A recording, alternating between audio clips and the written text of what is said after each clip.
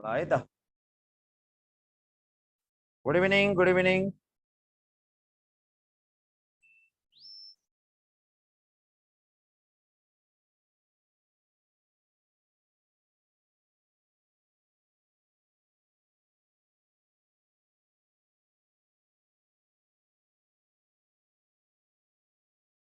ल है त, म सुन्नुहोस् है।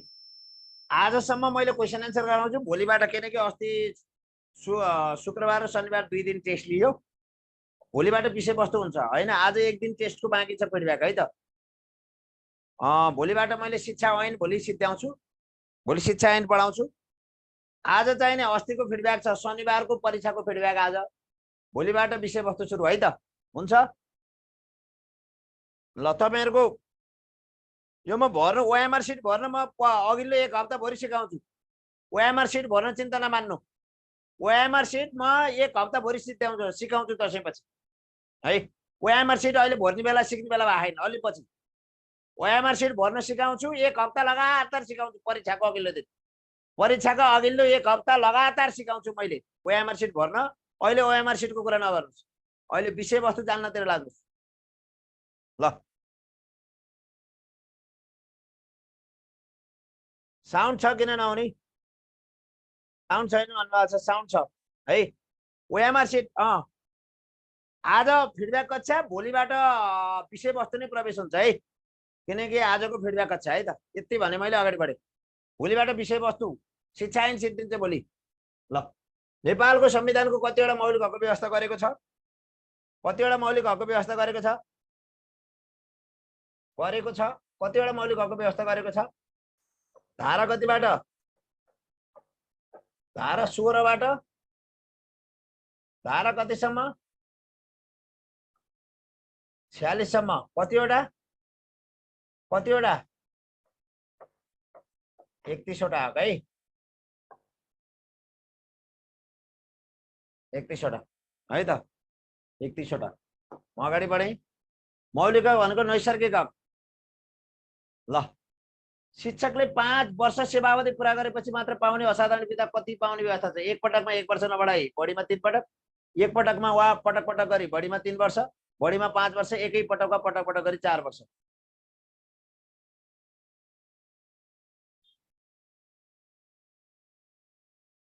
ल है त, म आफै बसेको बिदा हो यो। इक्जाममा आइसकेको क्वेसन पनि हो यो। इक्जाममा आइसकेको प्रश्न हो। प्राविलाई आएको प्रश्न पनि हो यो। म आफै बसेको बिदा हो यो अहिले। म बसेको बिदा है साथी हो, यही बिदामा छु म अहिले।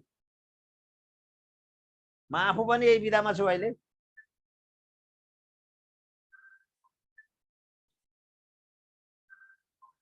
ल भन्नुहोस् त, ल भन्नु। शिक्षकले 5 वर्ष सेवावधि पुरा गरेपछि मात्र पाउने असाधारण बिदा बिदा कति पाउने व्यवस्था छ? तल हेरेर भन्नुहोस्। म क्लासमा छु है सर। नमस्ते, क्लासमा छु कि म।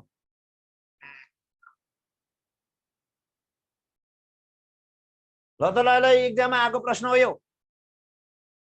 यो परीक्षामा आएको प्रश्न हो साथी हो तपाईहरुको। पहिला प्रश्न ओल्ड क्वेसन, प्राविलाई आएको क्वेसन यो ओल्ड क्वेसन। प्राविलाई आएको क्वेसन। ल त ल हेरौँ कोले मिलाउनु छ, अलि तर्क बुझ्नुहोस् त त्यहाँ।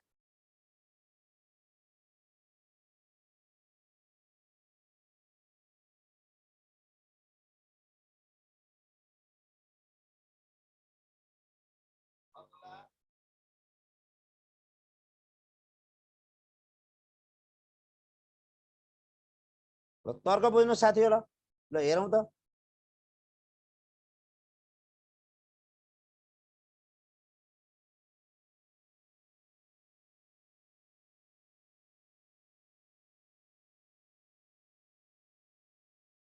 ल एक पटकमा 1 वर्ष वा नबढाई बढीमा 3 पटक। एक पटकमा 1 वर्ष नबढाई बढीमा 3 पटक। ल हेरियो अप्सन यो असाधारण बिदा। इक्जाममा आएको क्वेसन हो है। एक पटकमा 1 वर्ष नबढाई बढीमा कति पटक? बढीमा 3 पटक।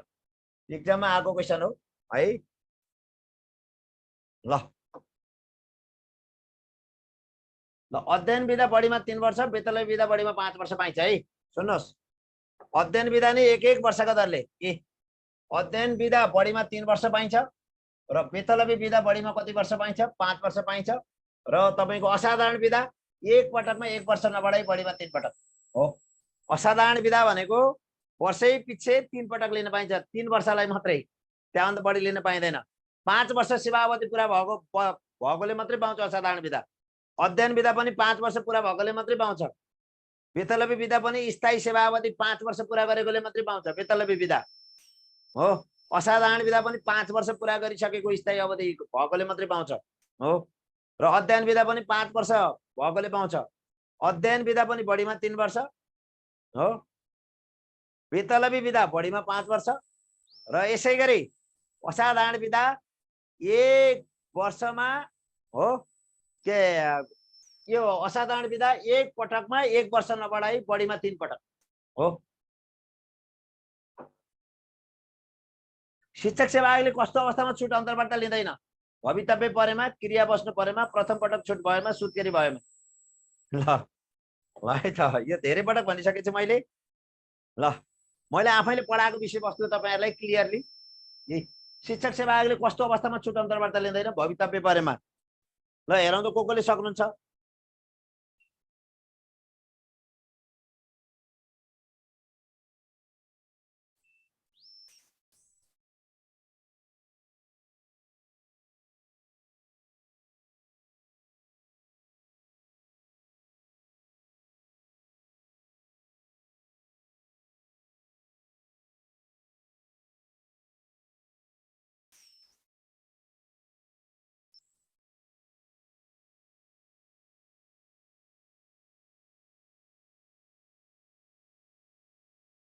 ल त ल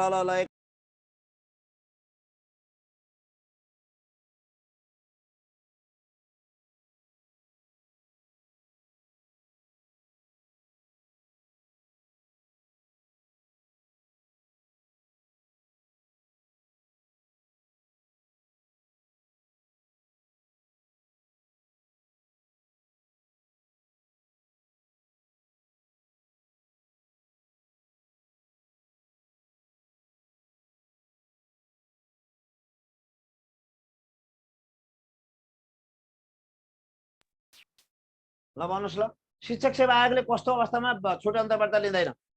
कस्तो अवस्थामा छुट अन्तर्वार्ता लिँदैन? प्रथम पटक छुट भएमा लिँदैन हो। यो भएमा लिँदैन।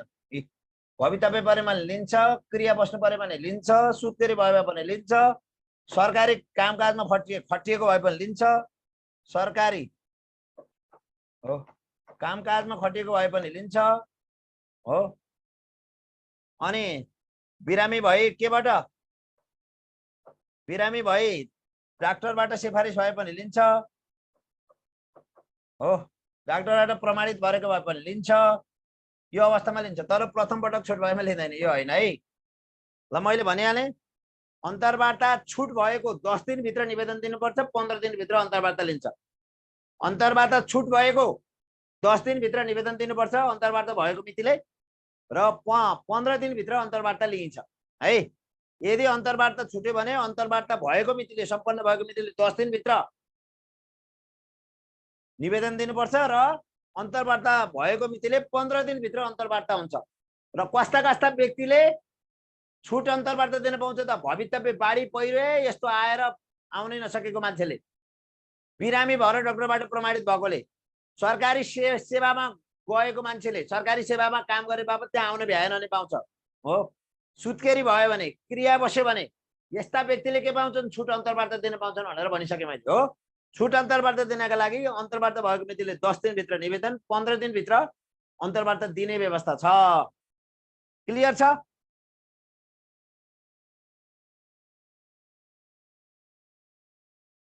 अगाडि बढ्ने है त।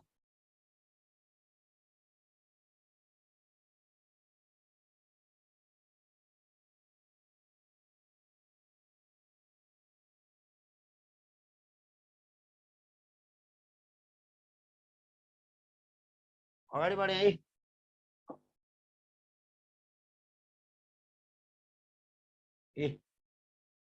ल सुन्नुहोस् है, छुट अन्तर्वार्ता लिन सक्ने, अन्तर्वार्ताको निमित्त छानिएको उम्मेदवारले देहायका कारण देखाई अन्तर्वार्ता सम्पन्न भएको मितिले 10 दिनभित्र अन्तर्वार्ताका लागि उपस्थित हुन नसकेको प्रमाणसहित निवेदन दिएमा र जाँचबुझ गर्दा मनासिब देखिएमा आयोगले अन्तर्वार्ता भएको मितिले 15 दिनभित्र त्यस्तो छुट उम्मेदवारको अन्तर्वार्ता लिन सक्छ। भवितव्य परेको उम्मेदवारको सरकारी कामको कारण उपस्थित हुन नसकेको, क्रियामा बस्नु परेको, सुत्केरी भएको, अशक्त बिरामी भएको कुरा चिकित्सकबाट प्रमाणित भएमा हो। भवितव्य भन्नाले बाढी पहिरो गई बाटो बन्द हुन आदि कारणलाई जनाउँछ भनेर क्लियरली कुरा बोल्नु पर्यो। Are you clear? क्लियर छ? यो मैले अहिले भनिसकेँ। ल, सबै तहको शिक्षालाई प्रतिस्पर्धी, प्रविधि मैत्री, रोजगारमूलक र उत्पादनमुखी बनाई देशको आवश्यक अनुरूपको मानव संसाधन विकास गर्ने नीति कसको हो? नीति तथा कार्यक्रम आवत 2078-79 को, बजेट 2080 को, राष्ट्रिय शिक्षा नीति 2076 को, शिक्षाको शोध पत्रको। ल, सबै तहको शिक्षालाई प्रतिस्पर्धी, प्रविधि मैत्री, रोजगारमूलक र उत्पादनमुखी बनाई देशको आवश्यकता अनुरूपको मानव संसाधन विकास गर्ने नीति कसको हो?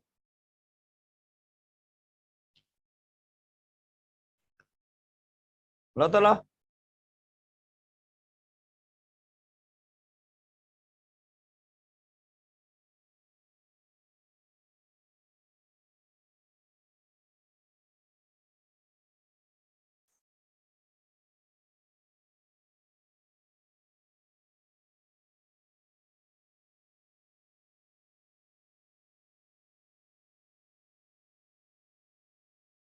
भन्नुहोस्।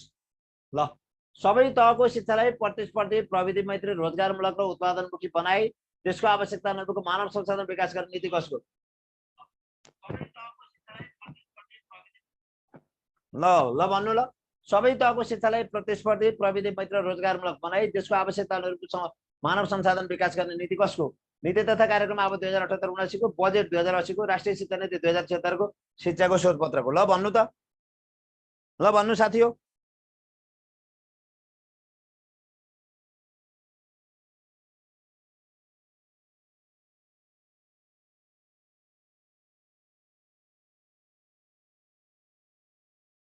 ल भन्नुहोस्। ल, सबै तहको शिक्षालाई प्रतिस्पर्धी, प्रविधि मैत्री, रोजगारमूलक र उत्पादनमुखी बनाई त्यसको आवश्यकता अनुरूपको मानव संसाधन विकास गर्ने नीति कसको? खै मैले त देख्दै देखिनँ। साथीहरूले हात उठाएर जात्रा बनाउनु भएको छ फेरि एक थरीले। यहाँ किन हात उठाइरहनु भएको कुरो बुझेकै छैन मैले।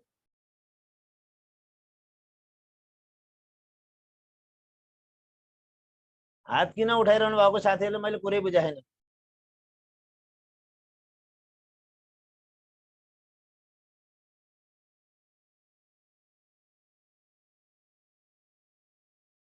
ल, सबै तहको शिक्षालाई प्रतिस्पर्धी, प्रविधि मैत्री, मैले आफैले पढाइसकेको छु है। राज्यको आधारभूत आवश्यकता सम्बन्धी नीतिको 1 नम्बर पढा होइन? ए, राष्ट्रिय शिक्षा नीति 2076, राष्ट्रिय शिक्षा नीति 2076। ल, राष्ट्रिय शिक्षा नीति 2076, राष्ट्रिय शिक्षा नीति 2076ले के भनेको छ त? राष्ट्रिय शिक्षा नीति 2076ले सबै तहको शिक्षालाई प्रतिस्पर्धी, प्रविधि मैत्री, रोजगारमूलक एवं उत्पादनमुखी बनाई त्यसको आवश्यकता अनुरूपको मानव संसाधन विकास गर्ने नीति कसको हो भन्यो भने कसको? राष्ट्रिय शिक्षा नीति 2076 को।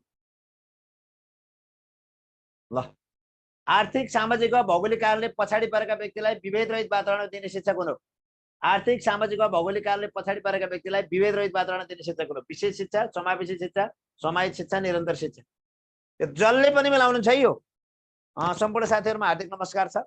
ल, आर्थिक, सामाजिक वा भौगोलिक कारणले पछाडि परेकालाई व्यक्तिलाई विभेद रहित वातावरण दिने शिक्षा कुन हो? विशेष शिक्षा, समावेशी शिक्षा, समाहित शिक्षा, निरन्तर शिक्षा। ल, भनिबक्सोस्।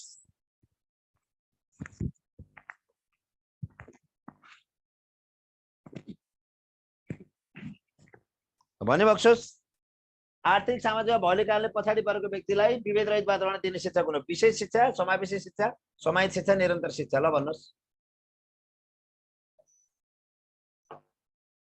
ल भन्नुहोस् कुन शिक्षा हो?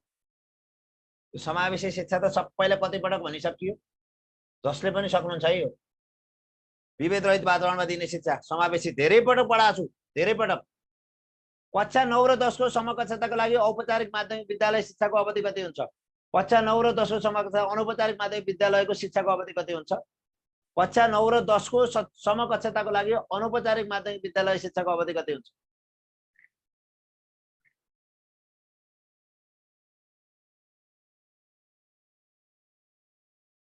ल, सम्पूर्ण साथीहरुलाई पास, मेरो मात्रै भिडियो हेरेर पास भयो भन्नुभएको छ, आभारी छु।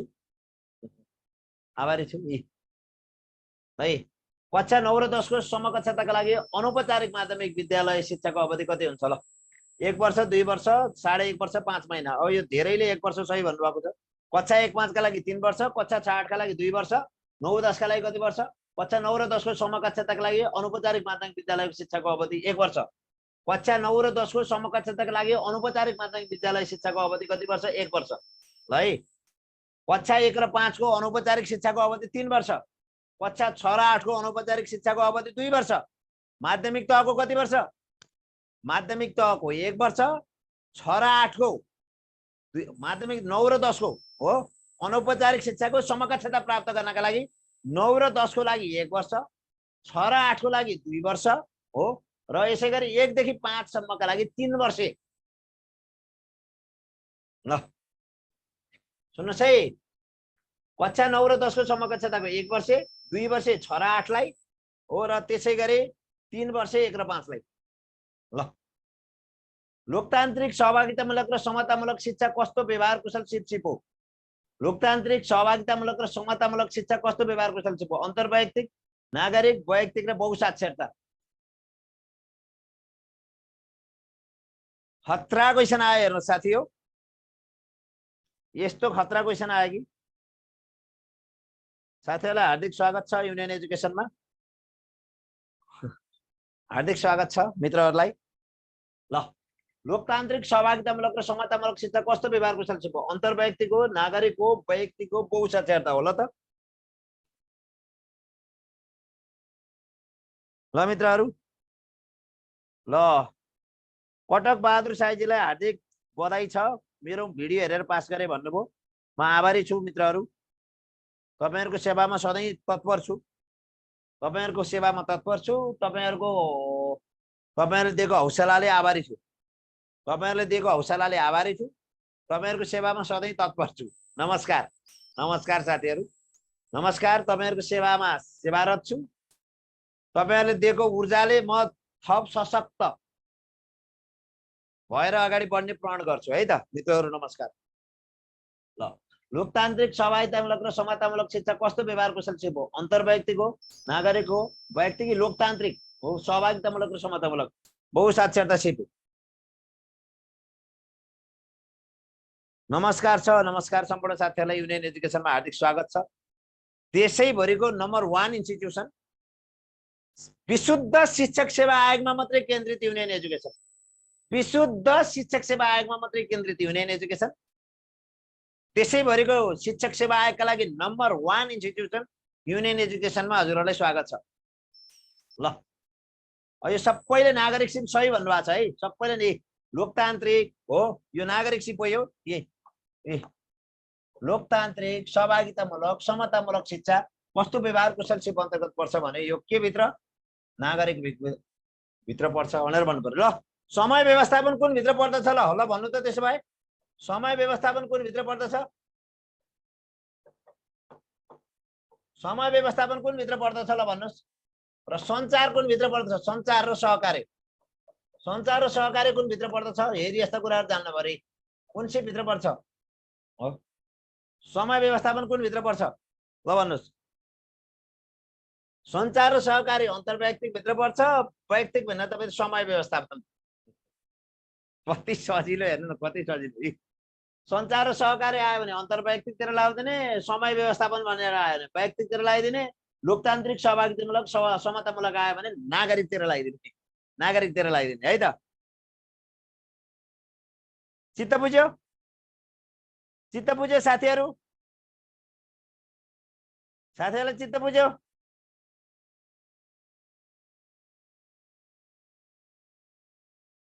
व्यवहार कुशल सिप 5 वटा छन्। व्यवहार कुशल सिप 5 वटा मध्ये लोकतान्त्रिक सहभागितामूलक समतामूलक के भित्र पर्छ भन्दा नागरिक सिप अन्तर्गत पर्छ भनेर बुझ्नु पर्यो। ल ल जाउँ। ज्ञाग्नेको तहगत सिकाइ सिद्धान्तको अन्तिम चरण कुन हो? धारणा सिकाइ, श्रृङ्खला सिकाइ, समस्या समाधान सिकाइ, सिद्धान्त वा नियम सिकाइ। ल ज्ञाग्नेको तहगत सिकाइ सिद्धान्तको अन्तिम चरण कुन हो? ल भन्नुस्?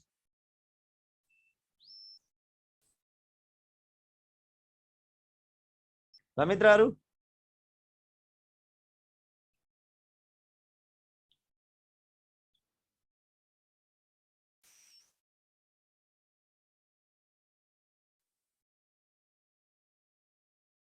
ल ल ल ल ल साथीहरूलाई, ज्ञाग्नेको तहगत सिकाइ सिद्धान्तको अन्तिम चरण समस्या समाधान लेख्नुभयो? लेख्नुभयो? सबले मिलाउनु भएको छ, कति मिठो लेख्नु। समस्या समाधान, समस्या समाधान सिकाइ। ज्ञाग्नेको तहगत सिकाइ सिद्धान्तका 8वटा चरण: साङ्केतिक सिकाइ, उद्दीपक प्रतिक्रिया सिकाइ, श्रृङ्खला सिकाइ, शाब्दिक सहचारको सिकाइ, विभेदीकरणको सिकाइ हो, धारणा सिकाइ, सिद्धान्त वा नियमको सिकाइ र अन्तिममा समस्या समाधान सिकाइ है। ज्ञाग्नेको सुरुको चरण साङ्केतिक सिकाइ हो। ज्ञाग्नेको सुरुको चरण साङ्केतिक सिकाइ, अन्तिम चरण समस्या समाधान हो। सुरुको साङ्केतिक सिकाइ, अन्तिमको समस्या समाधानमा आधारित सिकाइ। ज्ञाग्नेको सिकाइ सिद्धान्तको पहिलो चरण साङ्केतिक सिकाइ, अन्तिम चरण समस्या समाधानमा आधारित सिकाइ है त। ल, एउटै बालक वा एउटै उमेर समूहका बालबालिकाले लामो समयसम्म क्रमिक उपमामा अध्ययन गर्ने विधिलाई के भनिन्छ? क्रमिक रूपमा अध्ययन गर्ने। एउटै बालक वा एउटै उमेर समूहका बालकको लामो समयसम्म क्रमिक उपमा अध्ययन गर्ने। लामो समयसम्म क्षितिजीय विधि, लम्बिय विधि, घटना अध्ययन विधि, मामला अध्ययन विधि। यो त यसै सिधै बताइराखे, यो लम्बिय विधि भनेर भन्नै पर्दैन केही। यो मैले धेरै पटक भनिसकेको छु। लम्बिय विधि यस्तो हुन्छ क्या, लम्बिय विधि र क्षितिजीय विधि हेर्नुहोस् है। लम्बिय विधि र क्षितिजीय विधिमा म यसरी भन्छु, लम्बिय विधिमा विशेष गरी लम्बिय विधि र क्षितिजीय विधिमा म भनिदिन्छु। यो लम्बिय विधिमा, मानव अध्ययनको लम्बिय विधिमा, मानव अध्ययनको लम्बिय विधिमा के हुन्छ यता हेर्नुहोस्। मानव अध्ययनको लम्बिय विधिमा, मानव अध्ययनको एकजना यहाँ अनुसन्धानकर्ता हुन्छ, अध्ययनकर्ता, अनुसन्धानकर्ता हो। यसले एउटा बालकको 10 वर्षसम्म अध्ययन गर्यो भने, 10 वर्षसम्म निरन्तर अध्ययन गर्यो भने यो लम्बिय विधि हो। निरन्तर अध्ययन एउटा बालकको। तर यहाँ एउटाले एउटा समूहका 5 वर्षदेखि 6 वर्ष, 7 वर्ष, 8 वर्षका यी समूहमा धेरै 5 वर्षदेखि 7 वर्षका बालकलाई एउटाले अध्ययन गर्यो हो। अनि 8 देखि 10 सम्मकालाई अर्को अध्ययनकर्ताले अनुसन्धान गर्यो। बालकहरूलाई यसरी अध्ययन गर्यो भने यो लम्बिय विधि, यो क्षितिजीय विधि। धेरै पटक व्याख्या गरिसकेको छु है मैले, धेरै भन्नु पर्दैन। लम्बिय विधिमा एउटा अध्ययनकर्ताले एउटा बालकको लामो समयसम्म अध्ययन गर्छ। क्षितिजीय विधिमा छोटो समयमा बालकहरूलाई समूहमा जम्मा गरेर एउटै समूहका बालकलाई फरक फरक ठाउँबाट ल्याएर जम्मा गर्यो अनि अध्ययन गर्यो। एउटै उमेर समूहका बालक बालिकाहरूलाई एकै ठाउँमा राखेर फरक फरक ठाउँबाट लिएर आएर अध्ययन गर्यो। यो हो क्षितिजीय विधि। तर एउटा अध्ययनकर्ताले एउटा बालकको लामो समयसम्म क्रमिक रूपमा अध्ययन गर्यो भने यो लम्बिय विधि।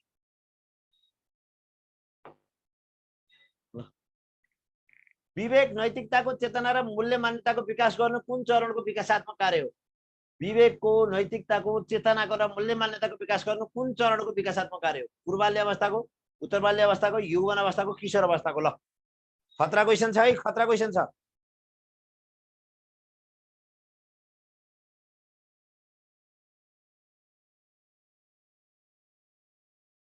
ल साथी हो, विवेक, नैतिकताको, चेतनाको र मूल्य मान्यताको विकास गर्नु कुन चरणको विकासात्मक कार्य हो? कुन चरणको विकासात्मक कार्य हो? हार्दिक नमस्कार छ साथीहरू।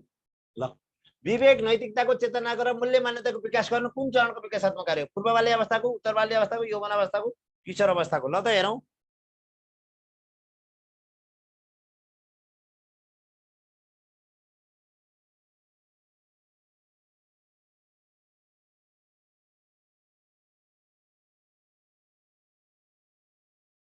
ल भन्नुहोस्, विवेक, नैतिकताको, चेतनाको र मूल्य मान्यताको विकास गर्नु कुन चरणको विकासात्मक कार्य हो? पूर्व बाल्य अवस्थाको, उत्तर बाल्य अवस्थाको, यौवन अवस्थाको, किशोर अवस्थाको? ल भन्नुहोस्। ल हेर्नुहोस्, विवेकको, नैतिकताको, चेतनाको र मूल्य मान्यताको विकास गर्नु कुन चरणको कार्य हेर्नुहोस्? उत्तर बाल्य अवस्थाको। धेरैले किशोर अवस्थाको भन्नुभयो, विकास गर्ने हो उत्तर बाल्य अवस्थाको। यता हेर्नु, यता हेर्नुहोस्। उत्तर बाल्य अवस्थाको के गर्ने? विवेकको विकास गर्ने, नैतिकताको विकास गर्ने, चेतनाको विकास गर्ने, मूल्य मान्यताको विकास गर्ने। परिपक्वता पाइसकेको हुँदैन त विकास गर्नु हो। यो उत्तर बाल्य अवस्थाको यो आइएमपी क्वेसन हो है, यो आइएमपी क्वेसन है। विवेकको, नैतिकताको, चेतनाको, मूल्य मान्यताको विकास गर्नु कुन चरणको विकासात्मक कार्य भन्दा के को भन्नु पर्यो? उत्तर बाल्य अवस्थाको विकासात्मक, विवेकको विकास गर्नु, नैतिकताको विकास गर्नु, यसै गरी चेतनाको विकास गर्नु, मूल्य, सामाजिक मूल्य मान्यता परम्पराको विकास गर्नु, यो उत्तर बाल्य अवस्थाको फंक्सन हो, उत्तर बाल्य अवस्थाको कार्य हो मित्रहरू। ल अगाडि बढे है त। ल निश्चित भौगोलिक क्षेत्रको आवश्यकता कसलाई पर्दछ? निश्चित भौगोलिक क्षेत्रको आवश्यकता कसलाई पर्दछ? समाजलाई, समुदायलाई, दुवैलाई चाहिँदैन। ल निश्चित भौगोलिक क्षेत्रको आवश्यकता कसलाई पर्दछ?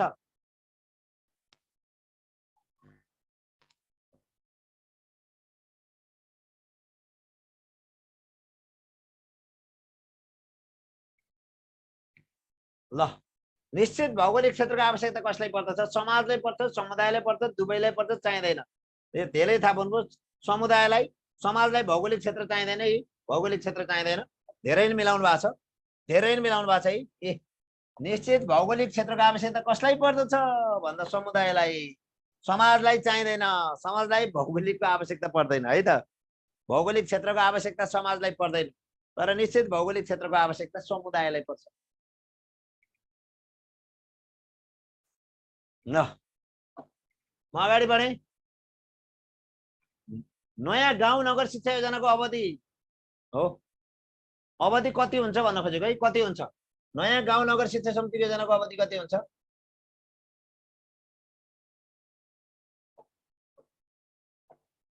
कति हुन्छ? नयाँ गाउँ अथवा नगर शिक्षा योजनाको अवधि कति हुन्छ? 5 वर्ष, 7 वर्ष, 10 वर्ष, 12 वर्ष। यत्तिकै सजिलै अनुमान लाउन सकिने है यो। गाउँपालिका अथवा नगरपालिकाको मेयरको, उपमेयरको कति हुन्छ कार्यकाल? कति वर्षको कार्यकाल हो? सजिलै अनुमान गर्न सकिने कार्य हो यो। नयाँ गाउँ नगर शिक्षा योजनाको अवधि कति हुन्छ? 10 वर्ष हो। विद्यालयको वार्षिक बजेट तयार गर्ने मुख्य जिम्मेवारी कसको? विद्यालयको वार्षिक बजेट तयार गर्ने मुख्य जिम्मेवारी कसको? वार्षिक बजेट तयार गर्ने प्रधानाध्यापकको, शिक्षकको, लेखापालको, विवेचकको। विद्यालयको वार्षिक बजेट तयार पार्ने मुख्य जिम्मेवारी कसको?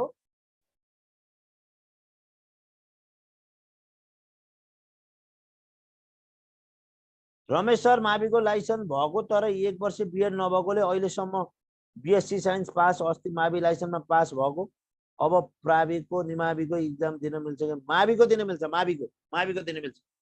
ल विद्यालयको वार्षिक बजेट तयार पार्ने मुख्य जिम्मेवारी कसको? ल भन्नुहोस्, विद्यालयको वार्षिक बजेट तयार पार्ने मुख्य जिम्मेवारी कसको? विद्यालयको वार्षिक बजेट तयार गर्ने मुख्य जिम्मेवारी कसको? विद्यालयको वार्षिक बजेट जिम्मेवारी प्रधानाध्यापकको, लेखापालले होइन। बजेट लेखापालले त प्रधानाध्यापकले दिएको मात्रै पार्ने है। विद्यालयको वार्षिक बजेट कसले तयार पार्छ? प्रधानाध्यापकले। प्रले तयार, लेखापालले होइन है। लेखापाललाई त शिक्षकले, प्रधानाध्यापकले यसरी लेखा राख्ने मात्रै हो। उसले लेखापालको काम त अभिलेखीकरण राख्नका लागि प्रलाई सहयोग पुर्याउने हो, हिसाब गर्न प्रलाई सहयोग पुर्याउने हो लेखापालले त। यो मुख्य वार्षिक बजेट तयार पार्ने मुख्य जिम्मा प्रधानाध्यापकको। ल आधार शिक्षक शिक्षण केन्द्रको स्थापना कहिले भएको? आधार शिक्षक शिक्षण केन्द्रको स्थापना कहिले भएको? आधार शिक्षक शिक्षण केन्द्रको स्थापना कहिले भएको?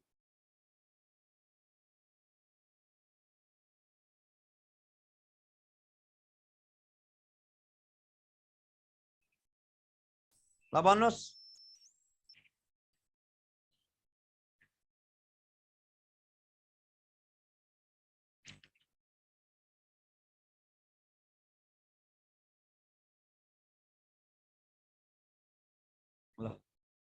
आधार शिक्षक शिक्षण केन्द्रको स्थापना कहिले भएको? यो धेरैले थाहा पाइहाल्नुहुन्छ। यो पछिल्लो डेटले झुक्याउँछ होला तपाईलाई। 2004 जेठ 10 गते विक्रम सन 2006बाट तालिम दिन सुरु भएको, 2004 जेठमा सुरु भएको है। सुन्नुहोस्, जेठमा सुरु भएको 2004। आधार शिक्षक शिक्षण केन्द्रको हो। आधार शिक्षक शिक्षण केन्द्रको स्थापना कहिले भएको भन्दा 2004 जेठ 10 गते तालिम दिन सुरु गरिएको, तालिम दिन सुरु भएको फेरि विक्रम सम्वत 2006 सालबाट है। विक्रम सम्वत कति सालबाट? 2006 बाट भनेर थाहा पाउनु पर्यो है त। यो डेटमा त्यति धेरै नबोलाऊ, कहिले कहिले एउटा डेट आइदिन सक्छ है। शिक्षकको पेशागत विकासमा सहभागिताले पालना गर्नुपर्ने अनुशासन र नियम पालना बाबत कति अङ्क प्राप्त गर्दछ? ल, शिक्षकको पेशागत विकासमा सहभागीले पालना गर्नुपर्ने अनुशासन र नियम पालना बाबत कति अङ्क प्राप्त गर्छन्? ल भन्नुहोस्, ल भन्नुहोस्। शिक्षकको पेशागत विकासमा सहभागीले पालना गर्नुपर्ने अनुशासन र नियम पालना बाबत कति अङ्क प्राप्त गर्छन्? ल, धेरैले थाहा पाउनु भएको छ है। नियम अनुशासन पालना गरे बापत कति पाउँछन् भनेर सोधेको प्रश्न, अरु केही होइन साथी हो, गाह्रो प्रश्नै होइन यो हो। तालिममा तालिम गरे बापत कति पाउँछन् अङ्क भनेर भन्न खोजेको है। तालिममा अनुशासन कायम गरे बापत। ल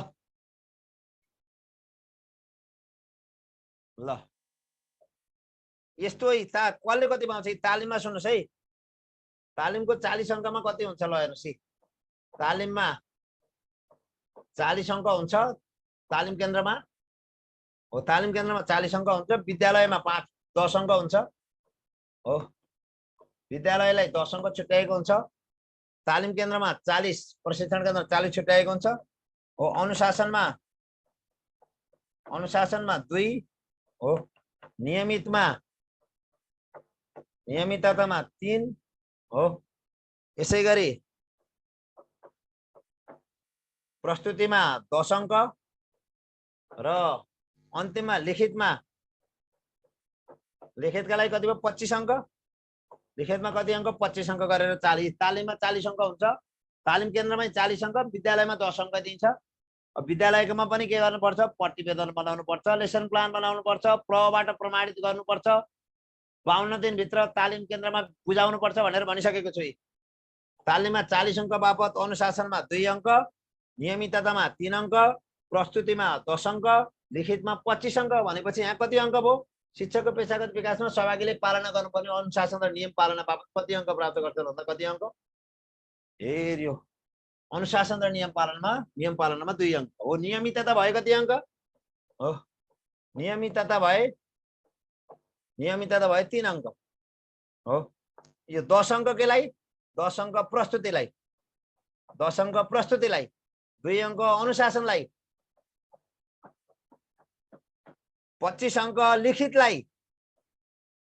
बुझ्नुभयो? 25 अङ्क लिखितलाई, 10 अङ्क प्रस्तुतिलाई, 2 अङ्क अनुशासनलाई, 3 अङ्क नियमिततालाई। क्लियर? विषयवस्तु भोलिबाट सुरु हुन्छ है। आज 2 दिन टेस्ट लिएको थियो, 2 दिनको फिडब्याक दिइरहेको छु। विषयवस्तु पढ्न बिहान 5 बजे पनि आउने, बिहान 5 बजेदेखि 6 बजे पनि विषयवस्तुको पढाइ भइरहेछ। बेलुकामा 2टा क्लास लिएको थियो, त्यो 2टा कक्षाको फिडब्याक दिइरहेको छु। भोलिबाट विषयवस्तुको क्लास हुन्छ। आज 2टा प्रश्न लिएको थिएँ, त्यही 2टा प्रश्नको फिडब्याक दिँदैछु, यो पनि बुझ्नु होला। विषयवस्तु पढ्न बिहान 5 बजेदेखि 6 बजे विषयवस्तु नै पढाइ भइरहेछ। भोलि पनि विषयवस्तु नै पढाइ हुन्छ। 2 दिन 2टा टेस्ट लिएको थिएँ, तिनै 2टा टेस्टको फिडब्याक दिइरहेको छु। ल है त।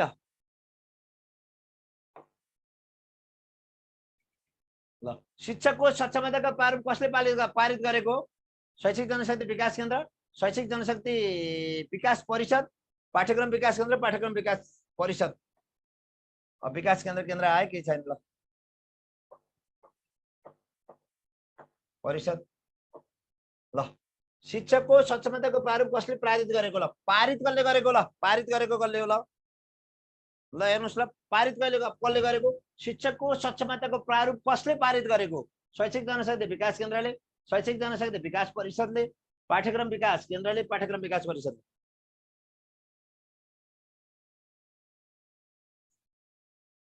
क्लास सुरु भइसक्यो है। फर्स्ट पेपरको क्लास सुरु भइसकेको छ, बेलैमा जोडिनु होला है। फर्स्ट पेपरको कक्षा सुरु भइसकेको छ। फर्स्ट पेपरको कक्षा सुरु भइसकेको छ। त्यहाँ युनियनको पेजमा जानु, त्यहाँ ब्यानरमा फोन नम्बर हेर्नु, त्यही फोन गरेर भर्ना आउनु, सजिलो उपाय। ल, शिक्षकको सक्षमताको प्रारूप कसले पारित गरेको? ल, निर्माण शैक्षिक जनशक्ति विकास केन्द्रले निर्माण गरेको, यसले निर्माण गरेको, यसले निर्माण शैक्षिक जनशक्ति विकास परिषदले के गरेको? पारित गरेको। ल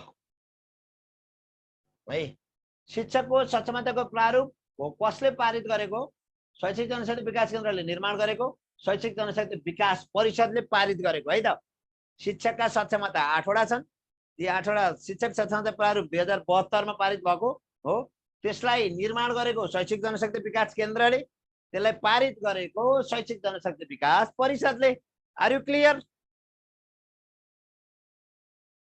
my dear friends are you clear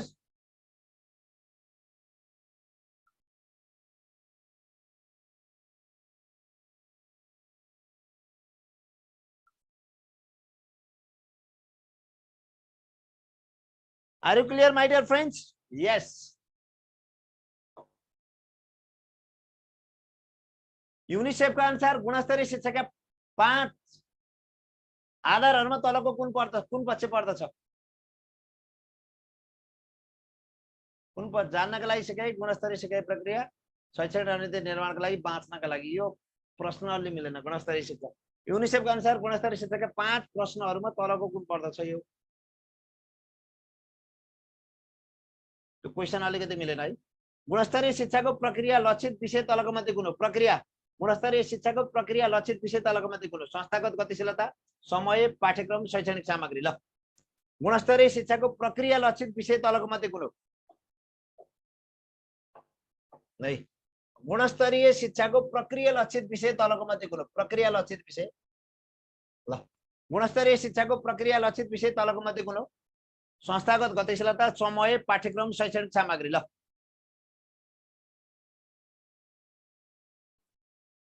भन्नुस् गुणस्तरीय शिक्षाको प्रक्रिया लक्षित विषय तलका मध्ये कुन हो संस्थागत गतिशीलता समय पाठ्यक्रम र शैक्षणिक सामग्री ल त ल मित्रहरु ल त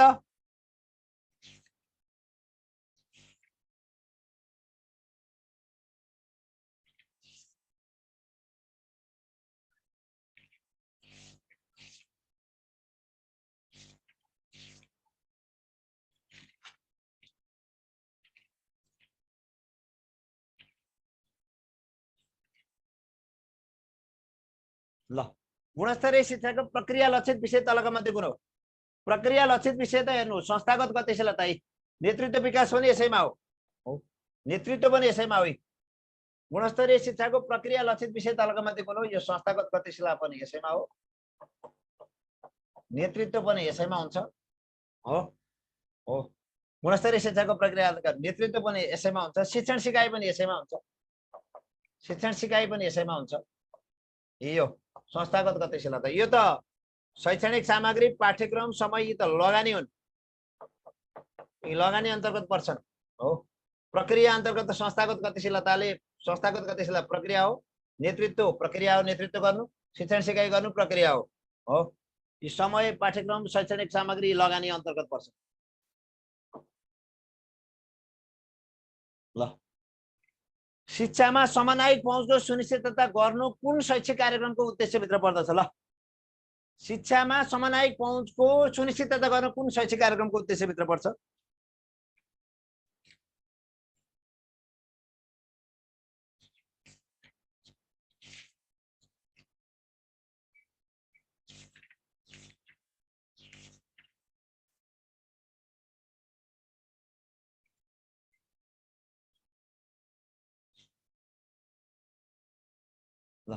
शिक्षामा समन्वयिक पहुँचको सुनिश्चितता गर्न कुन शैक्षिक कार्यक्रमको उद्देश्यभित्र पर्छ सबैका लागि शिक्षा 2004-09 विद्यालय क्षेत्र सुधार योजना 2066 बाट 2072 विद्यालय क्षेत्र विकास योजना 73 बाट 80 विद्यालय शिक्षा क्षेत्र योजना 2079-88 ल शिक्षामा समन्वयिक पहुँचको सुनिश्चितता गर्न कुन शैक्षिक कार्यक्रमको उद्देश्यभित्र पर्छ एकदम महत्त्वपूर्ण क्वेशन हो यो महत्त्वपूर्ण क्वेशन हो साथीहरु यो आईएमपी क्वेशन हो यो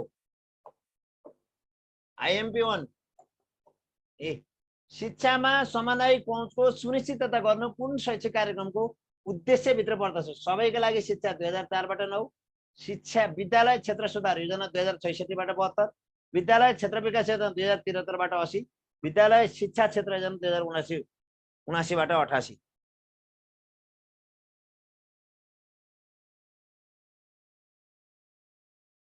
ल धेरै जसो साथीहरुले मिलाउनु भएको छ समन्वयिक पहुँच भन्ने बित्तिकै क्षेत्र सुधार योजना 66 बाट 72 यी समन्वयिक पहुँच समन्वयिक पहुँच समन्वयिक पहुँच क्षेत्र सुधार योजना शिक्षामा समन्वयिक पहुँचको कन्सेप्ट ल्याएको कसले हो शिक्षामा समन्वयिक पहुँच के शिक्षामा समन्वयिक पहुँचको सुनिश्चितताको कन्सेप्ट ल्याएको यसले हो विद्यालय क्षेत्र सुधार योजनाले विद्यालय क्षेत्र सुधार योजनाले विद्यालय क्षेत्र सुधार योजना ल म पढे शिक्षक अभिभावक संघको गठन प्रक्रिया तथा सो संघमा सहभागिता जनाउने प्रमुख भूमिकामा तल्लीन रहने जिम्मेवारी कसको हुन्छ विद्यार्थीको प्रधानाध्यापकको शिक्षकको अभिभावक शिक्षक अभिभावक संघको गठन प्रक्रिया तथा सो संघमा सहभागिता जनाउने प्रमुख भूमिकामा तल्लीन रहने जिम्मेवारी कसको हुन्छ विद्यार्थीको प्रधानाध्यापकको शिक्षकको अभिभावक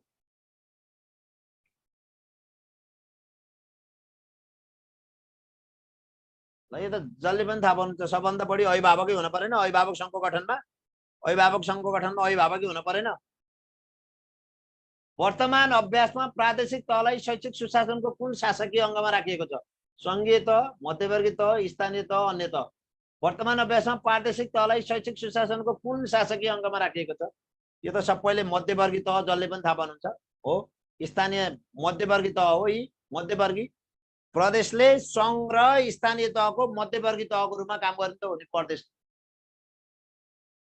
ल अभिलेख व्यवस्थापनको गुणहरुमा कुन पर्दैन विशिष्ट अत्यावधिक परिवर्तित सान्दर्भिक अभिलेख व्यवस्थापनको गुणहरुमा कुन पर्दैन विशिष्ट अत्यावधिक परिवर्तित र सान्दर्भिक महत्त्वपूर्ण छ है अभिलेख व्यवस्थापनको गुणहरुमा कुन पर्दैन धेरैले मिलाउनुहुन्छ यो म त ढुक्क छु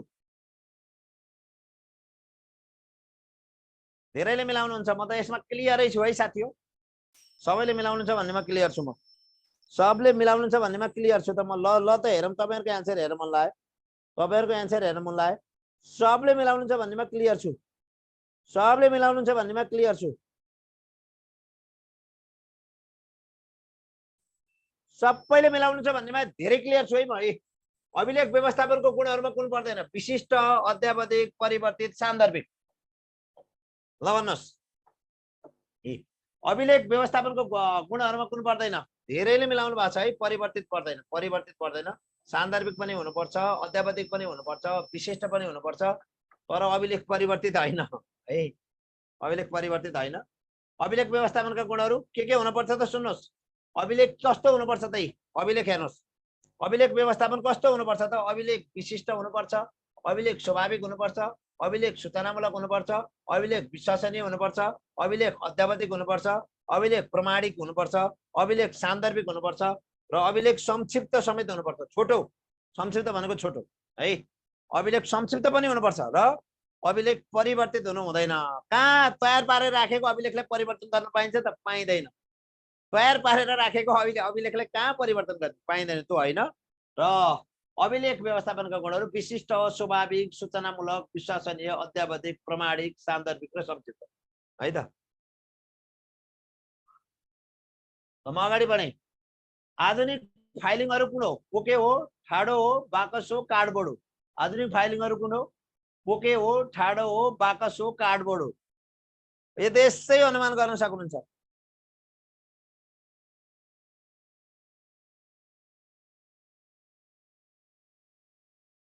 ल भन्नुस् आधुनिक फाइलिङ अनुसार कुन हो पोके हो ठाडो हो बाकस हो कार्डबोर्ड हो यो ठाडो हो है आधुनिक फाइलिङहरुको मध्ये ठाडो हो धेरैले मिलाउनु भएको छ त्यहाँ बी भनेर शैक्षिक नेतृत्वको नवीनतम अवधारणा भित्र कुन पर्दैन रूपान्तरित विनिमय तानाशाही समावेशी ल शैक्षिक नेतृत्वको नवीनतम अवधारणामा कुन पर्दैन यो त जसले पनि सक्नुहुन्छ है यो शैक्षिक नेतृत्वको नवीनतम अवधारणाको भित्र कुन पर्दैन धेरैले सक्ने प्रश्न हो यो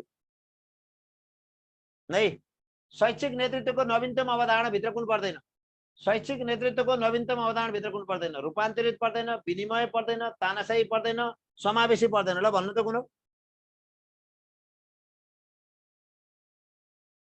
तानाशाही पर्दैन हैन त धेरैले सही भन्नुभएको छ हो ए तानाशाही पर्दैन यो शैक्षिक नेतृत्वको नवीनतम अवधारणा भित्र तानाशाही पर्दैन ल कक्षा कोठाको कालो पार्टी श्वेत पार्टीको क्षेत्रफल कति हुनुपर्छ कालो पार्टीको क्षेत्रफल कति हुनुपर्छ ल त कक्षा कोठाको कालो पार्टीको श्वेत अथवा श्वेत पार्टीको कालो पार्टीको क्षेत्रफल कति हुनुपर्छ 5 × 8 centimetre 5 × 8 millimetre 5 × 5 millimetre 5 × 8 square feet. ल कच्चा कठाको कालो बाटीको क्षेत्रफल कति हुनुपर्छ? स्क्वायर फिट मिलाउनु भयो नि त। ल स्क्वायर फिट मिलाउनु भएन। ल हेरौँ त हेरौँ किन स्क्वायर फिट भनेर मिलाउनु भयो नि त। ल है त 5.8 स्क्वायर फिट हुनुपर्छ कालो बाटीको। शिक्षाविद कोमुनका अनुसार विद्यार्थीले सुनेर कति प्रतिशत सिक्छन्? शिक्षाविद कोमुनका अनुसार विद्यार्थीले सुनेर कति प्रतिशत सिक्छन्? 10%, 20%, 30%, 50%। ल शिक्षाविद कोमुनका अनुसार विद्यार्थीले सुनेर कति प्रतिशत सिक्छन्? सुनेर कति प्रतिशत सिक्छन्? ल विद्यार्थीले सुनेर कति प्रतिशत सिक्छन्? शिक्षाविद कोमुनका अनुसार विद्यार्थीले सुनेर कति प्रतिशत सिक्छन्?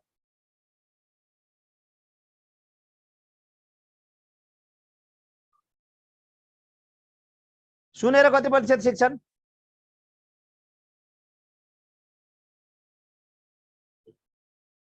शिक्षाविद कोमुनका अनुसार विद्यार्थीले सुनेर कति प्रतिशत? सुनेर 20%, कोमुनका अनुसार पढेर 10%। है विद्यार्थीले कति सिक्न रहेछन् त हेर्नुस्। कोमुनका अनुसार यो सुनेर भयो, सुनेर 20% सिक्छन्, सुनेर 20% सिक्छन् विद्यार्थीले, पढेर 10% सिक्छन्, सुनेर 20% सिक्छन्, देखेर 30% सिक्छन्, सुनेर वा देखेर 50% सिक्छन्, बोलेर र भनेर 70% र भनेर र गरेर 90% सिक्छन्। है सबभन्दा बढी गरेर सिक्छन्। भनेर र गरेर 90%, बोलेर र भनेर 70%, सुनेर वा देखेर 50%, देखेर मात्रै 30%, सुनेर 20% र पढेर 10% हो। कोमुनका अनुसार विद्यार्थीले पढेर 10% सिक्छन्, सुनेर 20% सिक्छन्, देखेर 30% सिक्छन्, सुनेर वा देखेर 50% सिक्छन्, बोलेर वा भनेर 70% सिक्छन् र भनेर र गरेर 90% सिक्छन् कोमुनका अनुसार। भनेपछि गर्ने सबैभन्दा महत्त्वपूर्ण, गरेर सिक्ने सबैभन्दा बढी महत्त्वपूर्ण। है सबैभन्दा बढी आफैले प्रयोग गरेर सिक्ने सबैभन्दा महत्त्वपूर्ण। ल शिक्षक विद्यार्थीको सम्बन्ध कस्तो हुनुपर्छ? सहयोगी, प्रजातान्त्रिक, स्वस्थ भन्न खोजेको, निर्देशनात्मक। स्वस्थ भन्न खोजेको यो स्वस्थ।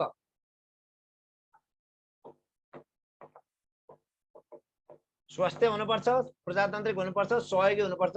शिक्षक विद्यार्थी बीचको सम्बन्ध कस्तो हुनुपर्छ? सहयोगी हुनुपर्छ, प्रजातान्त्रिक हुनुपर्छ, निर्देशनात्मक हुनुपर्छ। सहयोगीले यो प्रजातान्त्रिक हुनुपर्छ। है प्रजातान्त्रिक हुनुपर्छ। प्रजातान्त्रिक शिक्षक विद्यार्थीको सम्बन्ध प्रजातान्त्रिक। पाठ्यक्रम सिकाइको एक योजना यो कसको भनाइ? यो त यो नजान्ने त एक्जाममा पास हुनुहुन्न। ल यो नजान्ने त एक्जाममा पास हुनुहुन्न। कसको भनाइ हो? ल यो प्रश्न नजान्ने त एक्जाममा पासै हुनुहुन्न। ल सबैभन्दा आजभरिको easy question of the day, easy question of the day. ल पाठ्यक्रम सिकाइको एक योजना यो कसको भनाइ हो? क्रो एन्ड क्रोको, सिबी गुड्सको, हिल्डा तावाको हो, मौर्यको। यति धेरै सजिलो छ, यति धेरै सजिलो छ। यो easy question of the day, easy question of the day, of the evening भनौँ, द डे नै होइन, easy question of the evening. है यो त नमिलाउने कोही पनि भन्नु भएन। है यो हिल्डा तावा पाठ्यक्रम सिकाइको योजना भन्ने हिल्डा तावा पाठ्यक्रम सिकाइको योजना। पाठ्यक्रम विकासका प्रमुख आधार कुन होइन? समाज र संस्कृतिको विश्लेषण, सिकाइको सिद्धान्त, ज्ञानको स्वरूप, विद्यालय। पाठ्यक्रम विकासको प्रमुख आधार कुन होइन?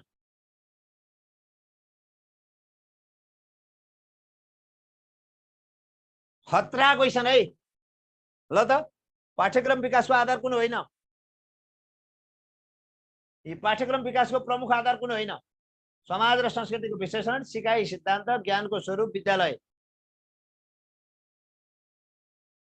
ल हेरौँ त ये पनि भन्नुभएको छ है साथीहरू। ओहो पढाइ अलि राम्रोसँग बुझ्नु न। पाठ्यक्रम बनाउँदा कुन कुरालाई त्यति धेरै ध्यान दिँदैन, महत्त्व दिँदैन।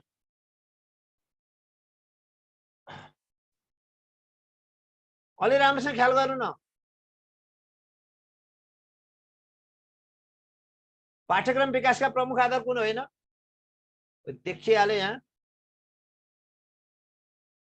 विद्यालयलाई हेरेर बनाइन्छ त, सिकारुलाई हेरेर बनाउने हो नि, विद्यालय होइन हो। विद्यालय होइन यो, विद्यालय हेरेर पाठ्यक्रम बनाउने विद्यालय हेरेर पाठ्यक्रम बनाउने होइन, बरु सिकारुलाई हेरेर, सिकारुको इच्छा, चाहना, आवश्यकतालाई हेरेर पाठ्यक्रम बनाउने हो। विद्यालय हेरेर पाठ्यक्रम बनाउने हैन है। पाठ्यक्रम बनाउँदा समाज र संस्कृतिको विश्लेषण पनि गरिन्छ। पाठ्यक्रम बनाउँदा सिकाइका सिद्धान्तलाई पनि ख्यालमा राखिन्छ।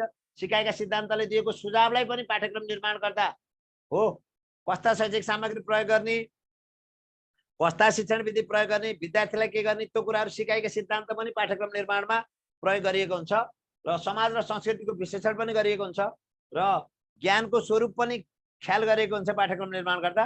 तर पाठ्यक्रम निर्माण गर्दा सिकारुको इच्छा चाहना आवश्यकतालाई पनि ख्याल गरिन्छ। तर पाठ्यक्रम निर्माण गर्दा विद्यालयलाई ख्याल गरिने यो गलत। एउटा महत्त्वपूर्ण क्वेशन है, तपाईको प्रासमा बारम्बार सोधेको क्वेशन यो हैन है त। एउटा पाठ्यक्रम निर्माणको सबैभन्दा महत्त्वपूर्ण आधार कुन हो ल है त। पाठ्यक्रम निर्माणको सबैभन्दा महत्त्वपूर्ण आधार कुन हो ल। हेर यो महत्त्वपूर्ण क्वेशन छ है, निर्माणको सबैभन्दा महत्त्वपूर्ण आधार कुन हो ल। सबैभन्दा महत्त्वपूर्ण आधार कुन हो ल। कोले सक्नुहुन्छ हेरौँ त। समय सन्दर्भ सिकारुको इच्छा चाहना र आवश्यकता।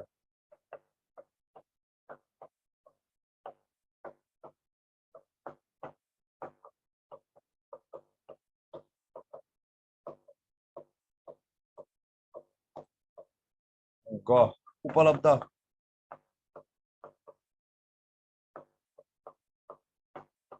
स्रोत साधन र जनशक्ति।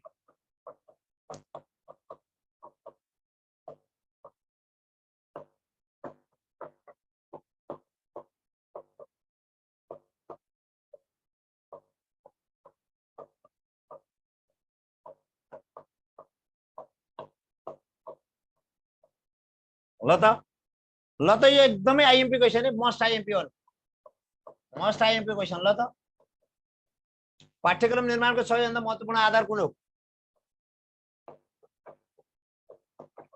ल त। यी पाठ्यक्रम निर्माणको सबैभन्दा महत्त्वपूर्ण आधार कुन हो। समय सन्दर्भ, सिकारुको इच्छा चाहना र आवश्यकता, उपलब्ध स्रोत साधन र जनशक्ति, समकालीन समाज र चिन्तन। ल कोले हेरौँ त, मजासँग हेरौँ त ल। कोले सक्नुहुन्छ हेरियो क्वेशन क ख ग घ। ल त तपाईहरुको क्षमता यहीँबाट मैले चिन्छु ल।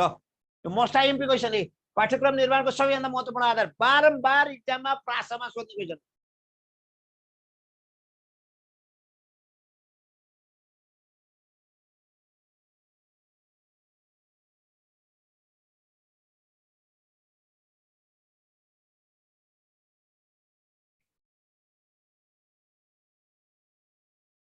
हेरौँ त तपाईहरुको उत्तर। तपाईहरुको उत्तर पाठ्यक्रम निर्माणको सबैभन्दा महत्त्वपूर्ण आधार कुन हो। समय सन्दर्भ, सिकारुको इच्छा चाहना र आवश्यकता, उपलब्ध स्रोत साधन र जनशक्ति, समकालीन समाज र चिन्तन।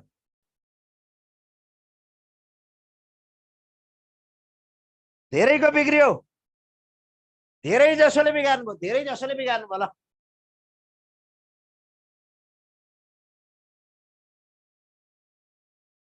ल त सबैको हेरौँ त, एकपटक अझै सोच्नु त।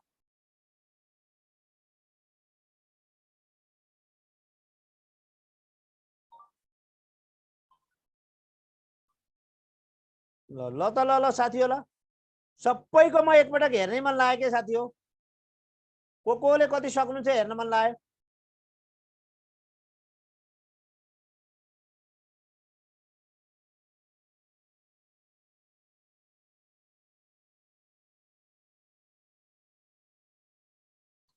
धेरैले बिगार्नु भयो। एकदमै महत्त्वपूर्ण क्वेशन हो साथी हो। यो महत्त्वपूर्ण क्वेशन असाध्यै महत्त्वपूर्ण क्वेशन है। पाठ्यक्रम निर्माणको सबैभन्दा महत्त्वपूर्ण आधार धेरैले बिगार्नु भयो। म दुखित छु साथी हो। पाठ्यक्रम विकासको सबैभन्दा महत्त्वपूर्ण आधार भनेको समकालीन समाज र चिन्तन एक नम्बरमा हो। हेरी एक नम्बरमा। तपाईले भनेको सिकारुको इच्छा चाहना बल्ल 2 नम्बरमा आउँछ हो। समकालीन समाज र चिन्तन सबैभन्दा महत्त्वपूर्ण हो। पाठ्यक्रम निर्माणको सबैभन्दा महत्त्वपूर्ण आधार समकालीन समाज र चिन्तन हो। त्यसपछि बल्ल सिकारुको इच्छा चाहना र आवश्यकता हुन्छ। सिकारुले जे चाहे त्यही पाठ्यक्रम पूर्ण रूपमा त बनाइदैन साथी हो। सिकारुको इच्छा चाहना आवश्यकताले पनि सम्बोधन गरिन्छ, त्यो आफ्नो ठाउँमा छ हो। तर सबैभन्दा बढी पाठ्यक्रम बनाउँदाका लागि सबैभन्दा बढी महत्त्वपूर्ण दिने, सबैभन्दा बढी महत्त्व दिनुपर्ने हो समकालीन समाज र चिन्तन हो। समकालीन समाज र चिन्तन पाठ्यक्रम निर्माण गर्दा समकालीन समाज र चिन्तनलाई बढी महत्त्वपूर्ण दिनुपर्छ। विद्यार्थीको इच्छा चाहना र आवश्यकता बल्ल त्यस पछाडि हो। ल म अगाडि बढेँ। ल वर्तमान कक्षा 1 दिनसम्मको पाठ्यक्रम व्यवहार कुशल सिप कतिवटा क्षेत्रमा सिपको वर्गीकरण गरी समावेश गरिएको छ। कतिवटा व्यवहार कुशल सिप कतिवटा छन्? व्यवहार कुशल सिपहरू कतिवटा छन् साथी हो? व्यवहार कुशल सिपहरू के हुन्? थाहा छ व्यवहार कुशल सिप? कक्षा 1 दिनको पाठ्यक्रमले व्यवहार कुशल सिपलाई कतिवटामा बाँडेको छ? व्यवहार कुशल सिप कतिवटा छन् ल भन्नु त? ल भन्नु त व्यवहार कुशल सिप। ल वैयक्तिक सिप, अन्तर वैयक्तिक सिप। ल त ल ख्याल गर्नुहोस्। 4 वटा होइन 5 वटा हो है साथी हो, 5 वटा। यो व्यवहार कुशल सिपहरू 5 वटा छन्। हेर्नुहोस्, व्यवहार कुशल सिपहरू 5 वटा छन्। व्यवहार कुशल सिपहरू 5 वटा छन्। सहायक सिप 29 वटा छन्। सहायक सिप 29 वटा छन्। व्यवहार कुशल सिप मुख्य वैयक्तिक सिपहरू, सोचाइ सिप, मुख्य अन्तर वैयक्तिक सिपहरू, सूचना प्रविधि तथा बहुसाक्षरता सिपहरू र मुख्य नागरिक सिपहरू। यसका सहायक सिपहरू कतिवटा छन्? 29 वटा छन्। व्यवहार कुशल सिपहरू 5 वटा छन्। यसका सहायक सिपहरू 29 वटा छन्। हो, अब यसमा एउटा मुख्य वैयक्तिक सिप, एउटा दुईटा सोचाइ सिप, तेस्रो मुख्य अन्तर वैयक्तिक सिप, चौथो सूचना प्रविधि तथा बहुसाक्षरता सिप, पाँचौं मुख्य नागरिक सिप। भनेपछि कक्षा 1 दिनको एकीकृत पाठ्यक्रमले 5 वटा व्यवहार कुशल सिपहरू र यसका सहायक सिपहरू 29 वटा। 5 वटा व्यवहार कुशल सिपहरू, यो अन्तर्गतका अरू सहायक सिप 29 वटा है त।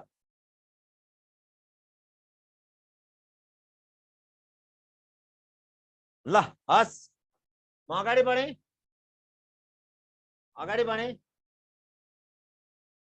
ल कक्षागत रूपमा राखिएका सिकाइ उपलब्धिहरू, विषयवस्तुहरू, सैद्धान्तिक र प्रयोगबाट घन्टीको जानकारी पाई शिक्षक सहजीकरण क्रियाकलापको डिजाइन गरी उपयोग गरिने शिक्षण सिकाइ केमा आधारित रहन्छ? ल कक्षागत रूपमा राखिएका सिकाइ उपलब्धिहरू, विषयवस्तुहरू, सैद्धान्तिक र प्रयोगात्मक घन्टीको जानकारी पाई सिकाइ सहजीकरण क्रियाकलापको डिजाइन गरी उपयोग गरिने शिक्षण सिकाइ केमा आधारित हुन्छ? पाठ्यक्रममा आधारित हुन्छ, पाठ्यपुस्तकमा आधारित हुन्छ, स्थानीय आवश्यकतामा आधारित हुन्छ, हो ऐच्छिक विषयमा आधारित हुन्छ। ल भन्नुहोस् त। ल कक्षागत रूपमा राखिएका सिकाइ उपलब्धिहरू, विषयवस्तुहरू, सैद्धान्तिक र प्रयोगबाट घन्टीको जानकारी पाई सिकाइ सहजीकरण क्रियाकलापको डिजाइन गरी उपयोग गरिने शिक्षण सिकाइ केमा आधारित हुन्छ? शिक्षण सिकाइ केमा आधारित, यो त बुझिहाल्नुहुन्छ है। क्वेसन अलिकति घुमाएको मात्रै हो, क्वेसन अलिकति घुमाइदिएको मात्रै हो। ल भन्नुहोस्, कक्षागत रूपमा राखिएका सिकाइ उपलब्धिहरू, विषयवस्तुहरू, सैद्धान्तिक प्रयोगात्मक घन्टीको जानकारी पाई सिकाइ सहजीकरण क्रियाकलापको डिजाइन गरी उपयोग गरिने शिक्षण सिकाइ केमा आधारित रहन्छ भनेर बुझ्नु पर्यो। केमा आधारित रहन्छ? थाहा पाइहाल्नु। सबैभन्दा महत्त्वपूर्ण के हो? सबैभन्दा महत्त्वपूर्ण पाठ्यक्रम हो। यो पाठ्यक्रमकै आधारमा शिक्षण सिकाइ क्रियाकलाप, पाठ्यक्रमकै आधारमा शिक्षण सिकाइ क्रियाकलाप छनौट गरिन्छ, पाठ्यक्रमकै आधारमा सिकाइ सहजीकरण गरिन्छ, पाठ्यक्रमकै आधारमा विषयवस्तुको छनौट गरिन्छ। पाठ्यक्रम त ठुलो हो नि, पाठ्यक्रमकै आधारमा विषयवस्तु छनौट गरिन्छ। र एउटा कुरा बुझ्नुहोस्, हो पाठ्यक्रमलाई स्वरूप दिने कसले होला भन्नु त? यो पाठ्यक्रमलाई स्वरूप दिने कसले हो?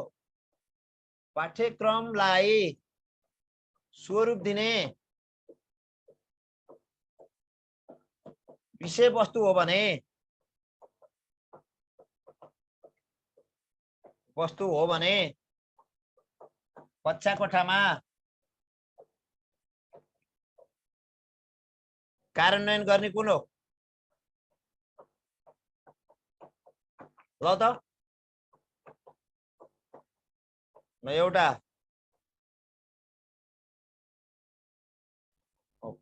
एउटा विषयवस्तु, अर्को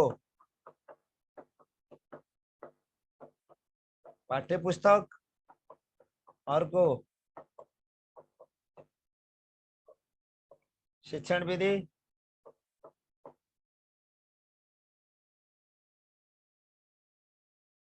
अर्को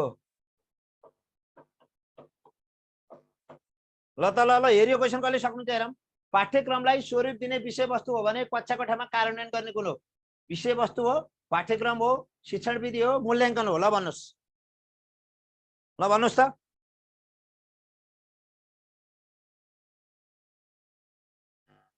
ल भन्नुहोस् ल, म हेर्न मन लाग्यो तपाईहरुको उत्तर, तपाईहरुको एन्सर त असाध्यै हेर्न मन लाग्छ मलाई।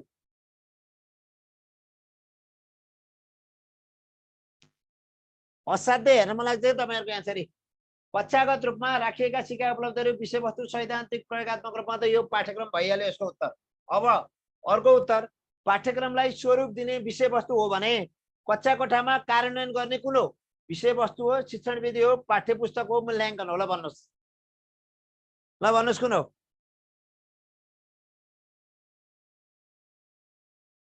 Tell me tell me tell me, ल भन्नुहोस् ल है। हो, कार्यान्वयन ल्याउनु त शिक्षण विधि है, शिक्षण विधि। धेरैले सही भन्नुभयो, एकदम खुसी लाग्यो, एकदमै खुसी लागेको छ। सही उत्तर दिनुभएको छ, धेरै जसोले सही उत्तर दिनुभएको छ, खुसी लाग्छ। ल अर्को जाउँ। टेस्टलाई भ्यालिड एन्ड रिलायबल बनाउन के को प्रयोग गर्नुपर्छ? टेस्टलाई भ्यालिड र रिलायबल बनाउनको लागि के को प्रयोग गर्नुपर्छ? पाठ्यक्रमको क्षेत्र र क्रमको, विशिष्टीकरण तालिकाको, शिक्षक निर्देशिकाको, पाठ्यपुस्तकको। ल टेस्टलाई भ्यालिड र रिलायबल बनाउन के को प्रयोग गर्नुपर्छ? टेस्टलाई भ्यालिड हो, भ्यालिड भनेको वैध, वैध, रिलायबल भनेको विश्वसनीय। भ्यालिड भनेको वैध बनाउने हो, वैध बनाउने, रिलायबल भनेको विश्वसनीय बनाउने। ल भन्नु त, टेस्टलाई भ्यालिड र रिलायबल बनाउन के को प्रयोग गर्नुपर्छ? पाठ्यक्रमको क्षेत्र र क्रमको, विशिष्टीकरण तालिकाको, शिक्षक निर्देशिकाको, पाठ्यपुस्तकको। ल मित्रहरु, कमन कमन, ल त ल। टेस्टलाई भ्यालिड र रिलायबल बनाउन के को प्रयोग गर्नुपर्छ? पाठ्यक्रमको क्षेत्र र क्रमको, विशिष्टीकरण तालिकाको, शिक्षक निर्देशिकाको, पाठ्यपुस्तकको। ल हार्दिक स्वागत छ युनियन एजुकेसनमा। तार्किक प्रश्नहरू लिएर आइरहेको छु।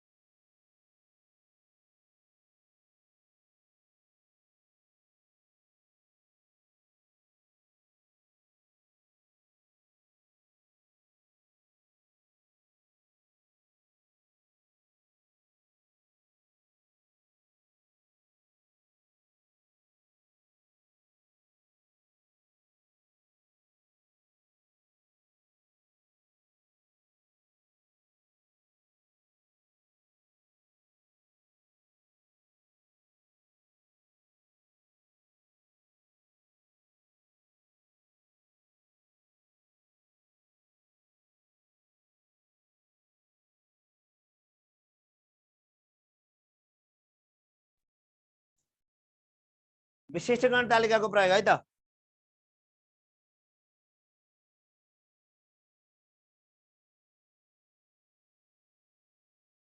विशिष्टीकरण तालिकाको प्रयोग है, विशिष्टीकरण तालिकाको प्रयोग, विशिष्टीकरण तालिकाको प्रयोग, विशिष्टीकरण तालिकाको प्रयोग।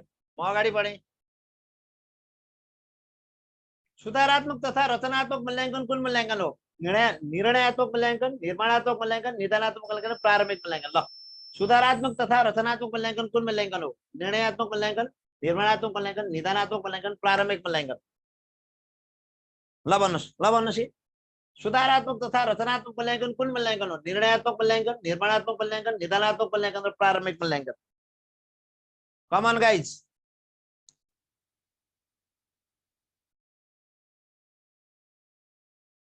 ल ए सुधारात्मक तथा रचनात्मक मूल्याङ्कन कुन मूल्याङ्कन हो? निर्णयात्मक मूल्याङ्कन हो, निर्माणात्मक मूल्याङ्कन हो, निदानात्मक मूल्याङ्कन हो, प्रारम्भिक मूल्याङ्कन हो? ल भन्नुहोस्, कुन मूल्याङ्कन हो? कुन मूल्याङ्कन हो? ल सुधारात्मक तथा रचनात्मक मूल्याङ्कन कुन मूल्याङ्कन हो? यो हो निर्माणात्मक मूल्याङ्कन। धेरै जसो बी थिचेर मलाई धेरै जसो बी थिचेको थिचै गर्नु भएको छ भन्नुभएको छ। आज बीमा एन्सर अलिक बढी छन्, बढी रहछन्। ल जोखिम न्यूनीकरण तथा उत्थानशीलता शिक्षाले सम्बोधन गर्ने विषय कुन हो? जोखिम न्यूनीकरण तथा उत्थानशीलता शिक्षाले सम्बोधन गर्ने विषय कुन हो? औपचारिक पाठ्यक्रमको एकीकरण र समाहीकरण, शिक्षक तालिम र सिप विकास हो, सहमतिमा आधारित मुख्य सन्देशहरू, अतिरिक्त क्रियाकलापहरू। ल जोखिम न्यूनीकरण तथा उत्थानशीलता शिक्षाले सम्बोधन गर्ने विषय कुन हो? जोखिम न्यूनीकरण तथा उत्थानशीलता शिक्षाले सम्बोधन गर्ने विषय कुन हो?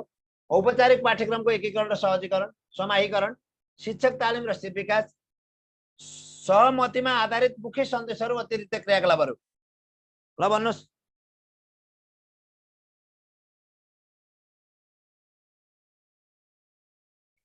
ल ल ल कृपया साथीहरू ल जोखिम न्यूनीकरण तथा उत्थानशीलता शिक्षाले सम्बोधन गर्ने विषय कुन हो भन्दा यो सहमतिमा आधारित मुख्य सन्देशहरू, अतिरिक्त क्रियाकलापहरू।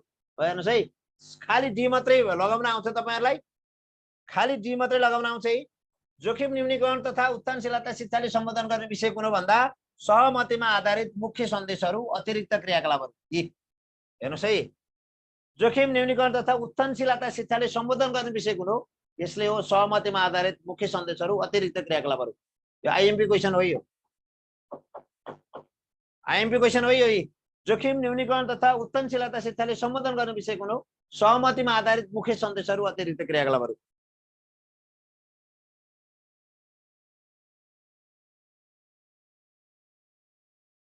ल है त, म अगाडि बढेँ। 35 मा गएँ म।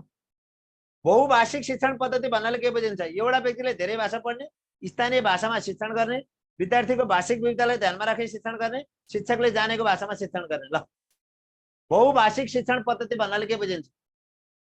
हो यस्तो कुराहरू अलिकति यो थोरै टेक्निकल कुराहरू जान्न पर्ने हुन्छ है साथीहरु, तपाईहरुले यस्ता टेक्निकल कुराहरू जान्न पर्ने हुन्छ है। ल है, बहुभाषिक शिक्षण पद्धति भन्नाले के बुझिन्छ? एउटा व्यक्तिले धेरै भाषा पढ्ने, स्थानीय भाषामा शिक्षण गर्ने, विद्यार्थीको भाषिक विविधतालाई ध्यानमा राखी शिक्षण गर्ने, शिक्षकले जानेका भाषामा शिक्षण गर्ने। ल, यो त जसले नै मिलाउनुहुन्छ होला है, जसले पनि मिलाउनुहुन्छ म त ढुक्क छु। ल, बहुभाषिक शिक्षण पद्धति भन्नाले के बुझिन्छ? एउटा व्यक्तिले धेरै भाषा पढ्ने, स्थानीय भाषामा शिक्षण गर्ने, विद्यार्थीको भाषिक विविधतालाई ध्यानमा राखी शिक्षण गर्ने, शिक्षकले जानेका भाषामा शिक्षण गर्ने। ल,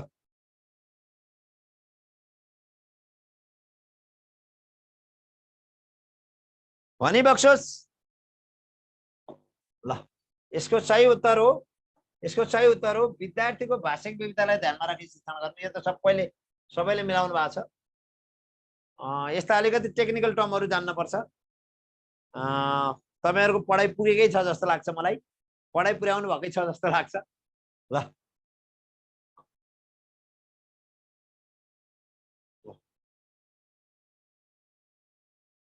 ल, मापनका सम्बन्धमा तल व्यक्त गरेका भनाइमध्ये कुन गलत रहेको छ?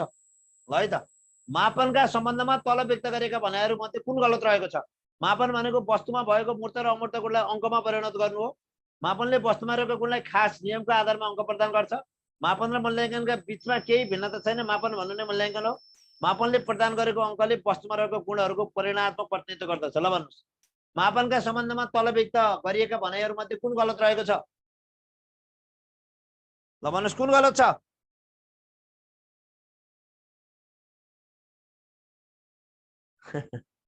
ल भन्नुस्, गलत कुन छ? ल, गलत कुन छ साथी हो? ल त ख्याल गर्नु, गलत कुन छ?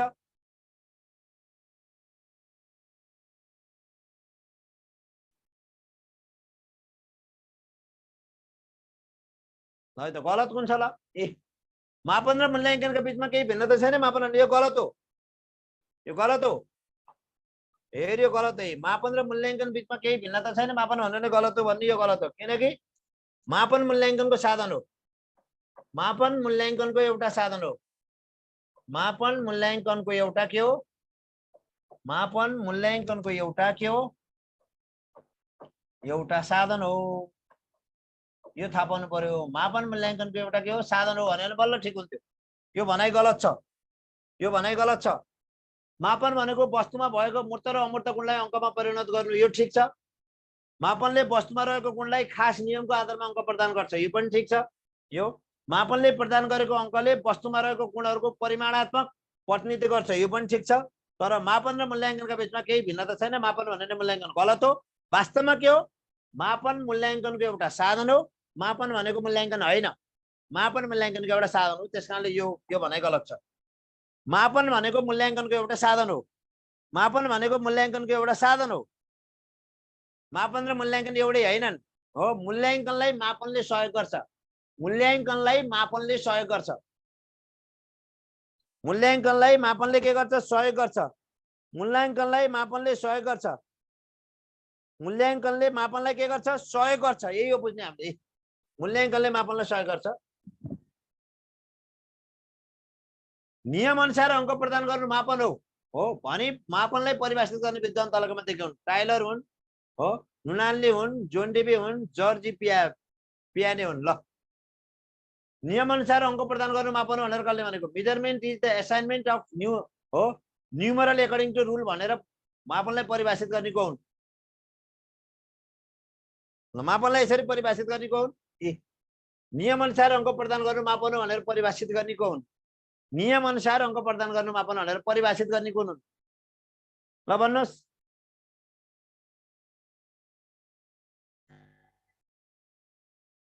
ल भन्नुस्। नियम अनुसार अंक प्रदान गर्नु मापन भनेर परिभाषित गर्ने टाइलर हुन् हो, मूल्याङ्कनका पिता पनि हुनु नि। नियम अनुसार मापन गर्नु भनेको टाइलर हुन् है। नियम अनुसार मापन गर्नु भनेको टाइलर हुन्। नियम अनुसार मापन गर्ने भनेर परिभाषित गर्नु परिभाषित गर्ने टाइलर हुन्। नियम अनुसार मापन के अरे नियम अनुसार अंक प्रदान गर्नु, नियम अनुसार अंकन गर्नु हो। नियम अनुसार अंक प्रदान गर्नु, नियम अनुसार अंकन गर्नु भनेको मापन भनेर है। गुणहरूको तुलनात्मक क्रमको साथै फरक पनि बनाउने तर वास्तविक मान जनाउने मापनको स्केल तलका मध्ये कुन हो? नामरूपी मापन, क्रमागत मापन, अन्तरालयुक्त मापन, अनुपातिक स्केल। ल, गुणहरूको तुलनात्मक क्रमको साथै, क्रमको कुरा आयो है यहाँ, साथै फरक पनि बनाउने तर वास्तविक मान जनाउने मापनको स्केल तलका मध्ये कुन हो? गुणहरूको तुलनात्मक क्रमको साथै फरक पनि बनाउने तर वास्तविक मान जनाउने मापनको स्केल तलका मध्ये कुन हो? एउटा नामरूपी स्केल हो, अर्को क्रमागत स्केल हो, अर्को अन्तरालयुक्त स्केल हो, अर्को अनुपातिक स्केल। ल भन्नुस्।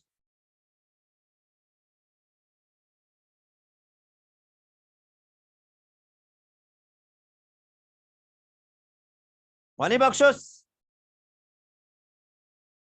ल सुन्नुहोस् है, गुणहरूको तुलनात्मक क्रमको साथै फरक पनि बनाउने तर वास्तविक मान जनाउने मापनको स्केल तलका मध्ये कुन भनेको यो अन्तरालयुक्त मापन हो। अन्तरालयुक्त है, तुलनात्मक क्रमको साथै फरक पनि बनाउने यो अन्तरालयुक्त स्केल हो।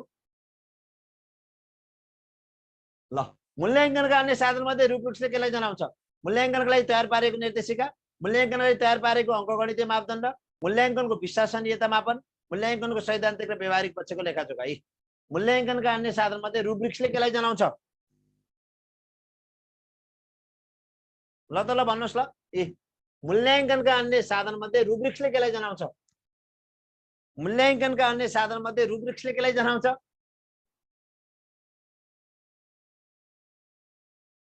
ल, मूल्याङ्कनका अन्य साधन मध्ये ल रूपरेखले केलाई जनाउँछ? ल त ल, मूल्याङ्कनका अन्य साधन मध्ये रूपरेखले केलाई जनाउँछ? मूल्याङ्कनका लागि तयार पारिएको निर्देशिका, मूल्याङ्कनका लागि तयार पारेको अङ्कगणितीय मापदण्ड, मूल्याङ्कनका विश्वसनीय मापन, मूल्याङ्कनको सैद्धान्तिक र व्यवहारिक पक्षको लेखाजोखा।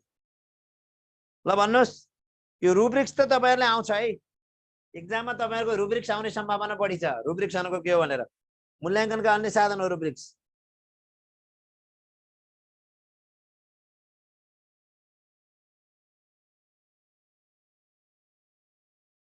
ल भन्नुस्। मूल्याङ्कनका अन्य साधन रूब्रिक्सले केलाई जनाउँछ? मूल्याङ्कनका अन्य साधन मध्ये रूब्रिक्सले हो मूल्याङ्कनका लागि तयार पारिएको केलाई जनाउँछ? निर्देशिकालाई जनाउँछ। यो जान्नु पर्यो है त। प्रश्न नम्बर 40, शिक्षण पेशामा दक्ष जनशक्ति उत्पादनका लागि, शिक्षण पेशामा दक्ष जनशक्ति उत्पादनका लागि विश्वविद्यालय अन्तर्गत संकायहरू तथा शिक्षण तालिम प्रदायक संस्थाको पुनर्संरचना गर्ने यो भनाइ 15 योजनाको केमा रहेको छ? गर्ने गर्ने ल, शिक्षण पेशामा दक्ष जनशक्ति उत्पादनका लागि विश्वविद्यालय अन्तर्गत संकायहरू तथा शिक्षण तालिम प्रदायक संस्थाको पुनर्संरचना गर्ने यो भनाइ 15 योजनाको केमा रहेको छ? नीतिमा छ, उद्देश्यमा छ, रणनीतिमा छ, कार्यनीतिमा छ। ल, शिक्षण पेशामा दक्ष जनशक्ति उत्पादनका लागि विश्वविद्यालय अन्तर्गत संकायहरू तथा शिक्षण तालिम प्रदायक संस्थाको पुनर्संरचना गर्ने यो भनाइ 15 योजनाको केमा रहेको छ?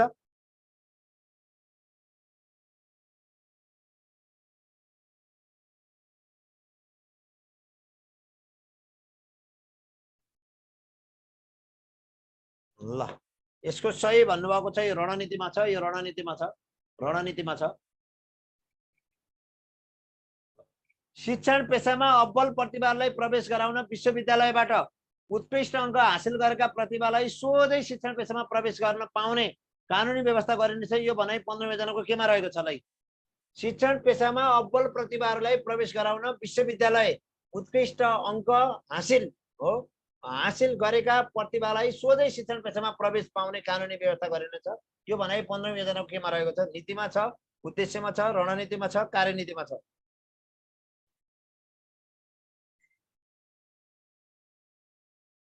ल शिक्षण पेशामा अब्बल प्रतिभाहरूलाई प्रवेश गराउन विश्वविद्यालयबाट उत्कृष्ट अङ्क हासिल गरेका प्रतिभालाई सोझै शिक्षण पेशामा प्रवेश गर्न पाउने कानुनी व्यवस्था गरिनेछ। यो भनाइ 15औं योजनाको केमा रहेको छ? ल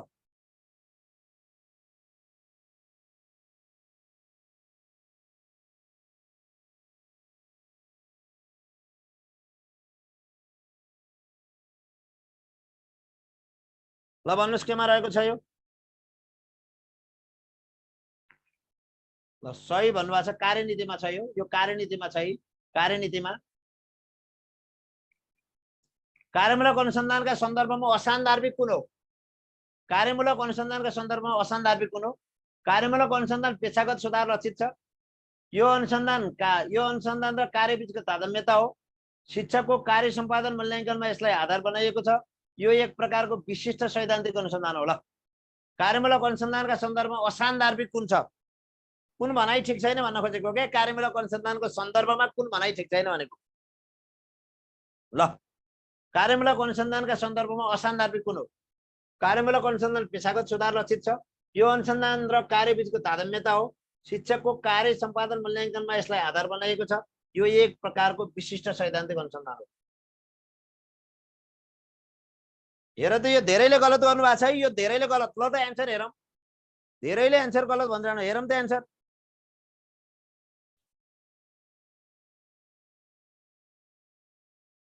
यस्तो क्वेसन मैले पढाए बिगार्नुहुन्छ। यो त मैले कार्यमूलक अनुसन्धान कतिपटक पढाएँ कतिपटक, तर बिगार्नुहुन्छ। यसै यही बिगार्नुहुन्छ।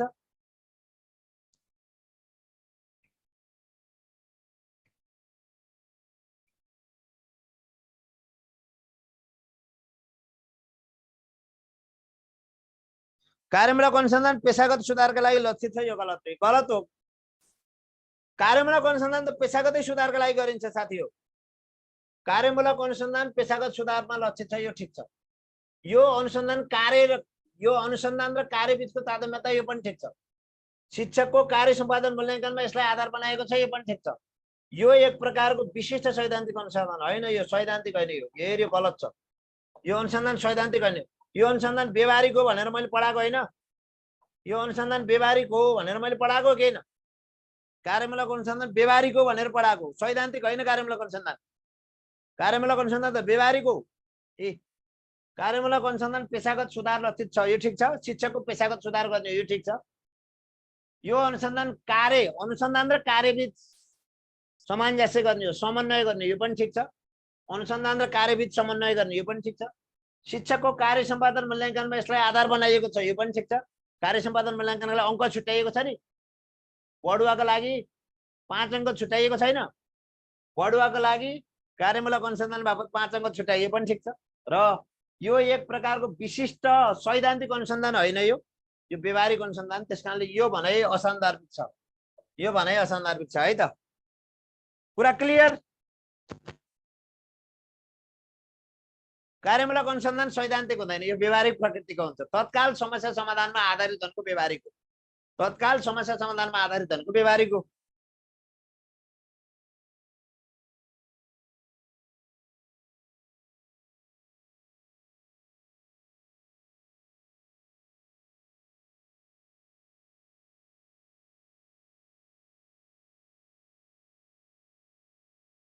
है त। अगाडि बढौँ है त।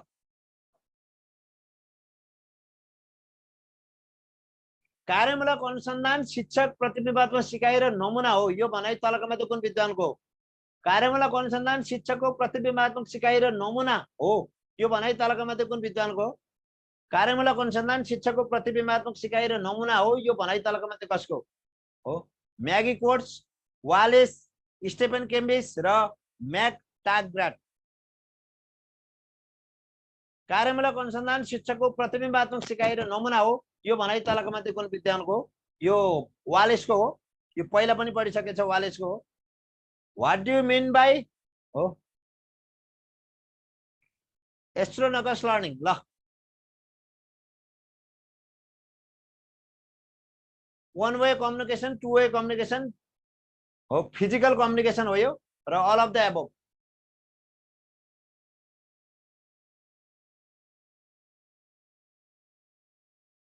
यसको सही उत्तर वन वे कम्युनिकेसनलाई भनिन्छ त वन वे कम्युनिकेसन हो which of the following is not an search engine which of the following is not search engine कुन हैन Yahoo Firefox Ascham being bingo होला त्यहाँ अझ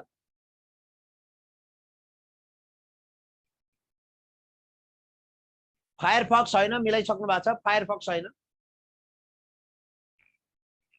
मोडुम भनेको के हो analog and digital converter telephone switching modulator and demodulator none of the above modem भनेको के हो analog and digital converter telephone switching modular and demodulator modulator and demodulator none of the above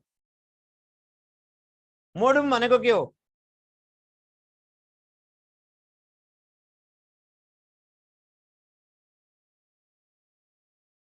modem भनेको के हो यो telephone switching हो है telephone switching हो मोडुम भनेको टेलिफोन स्विचिङ हो टेलिफोन स्विचिङ मोडुम भनेको के भन्दा टेलिफोन स्विचिङ हो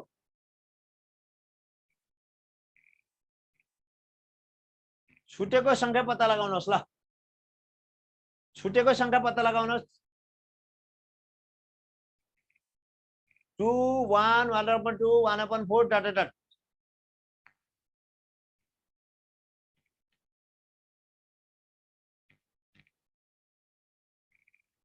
ल छुटेको संख्या पत्ता लगाउनुहोस् छुटेको संख्या पत्ता लगाउनुहोस्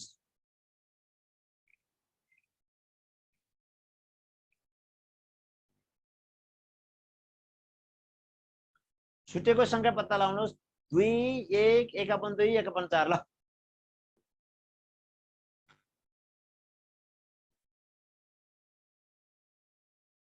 ल सबैले 1/8 1/8 ठ्याक्कै डबल डबल भइरहेछ त्यो भनेको के 2 को आधा 1 1 को आधा 1/2 यसको आधा 1.4 1.4 को आधा 1.8 भनेको के आधा आधा बनाउँदै लगेको के आधा आधा बनाउँदै आधा आधा बनाउँदै which one of the replace the question mark लाई के रिप्लेस गर्छ क्वेशन मार्क्स लाई केले रिप्लेस गर्छ which one will replace the question mark 5 42 6 what 44 7 32 38 32 37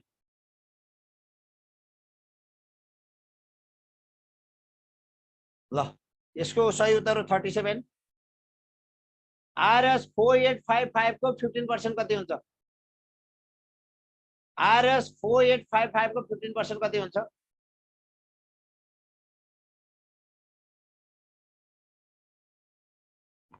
RS 4855 को 15% कति हुन्छ यसको सही उत्तर हो 728.25 4885 को 15% भनेको 4855 15/100 गर्दा 728.25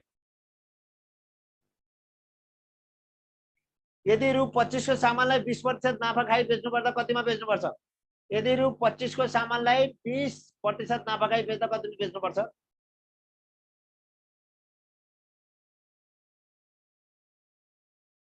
यदि रु 25 को सामानलाई 20% नाफा खाई बेच्नु पर्दा कतिमा बेच्नु पर्छ यदि रु 25 को सामानलाई 20% नाफा खाई बेच्नु पर्दा कतिमा बेच्नु पर्छ यो सजिलो छ एकदम उत्तर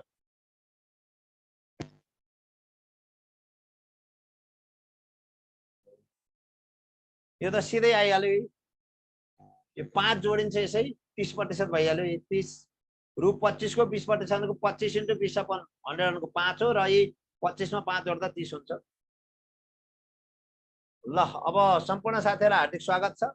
भोलिबाट मैले विषय वस्तुको अध्यापन गराउँछु। भोलि शिक्षा ऐन सिद्धिन्छ है। भोलि भोलि युनिट टेस्ट मैले गराउँदैन, भोलि विषय वस्तु नै केन्द्रित गरेर पढाउँछु। भोलि मैले टोटल्ली विषय वस्तु केन्द्रित पढाउँछु, क्वेशन एन्सर भन्दा है। भोलि शिक्षा ऐन 2028। भोलि विषय वस्तु केन्द्रित पढाउँछु है म। भोलि विषय वस्तु केन्द्रित, क्वेशन एन्सर हुँदैन। हस्, नमस्कार। ल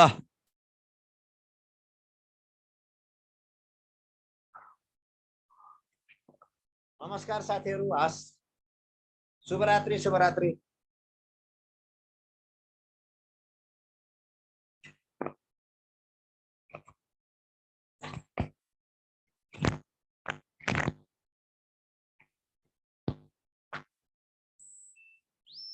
शुभरात्रि शुभरात्रि शुभरात्रि। नमस्कार नमस्कार नमस्कार।